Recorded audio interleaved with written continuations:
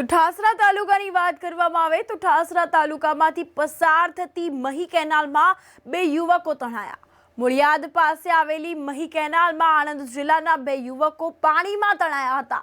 એક યુવકને બચાવવા જતા બીજો યુવક પણ પાણીમાં તણાયો અને આણંદનો રેહાન ખાન પઠાણ તેમજ સામરખા વાઘપુરાના સુનિલ પરમાર નામના યુવક પાણીમાં ખાબક્યા હતા। તો સ્થાનિક મહિલા દ્વારા રેહાન પઠાણને બચાવી લેવામાં આવ્યો હતો, જ્યારે સુનિલ પરમારની શોધખોળ જે છે તે ચાલુ છે। તો ઘટનાની જાણ પોલીસને કરવામાં આવી છે। આસપાસના લોકોએ પોલીસને વાત કરી છે, ત્યારે ઠાસરા પોલીસ ઘટના સ્થળે પહોંચી છે। આ અંગે તપાસનો દોર શરૂ કર્યો છે।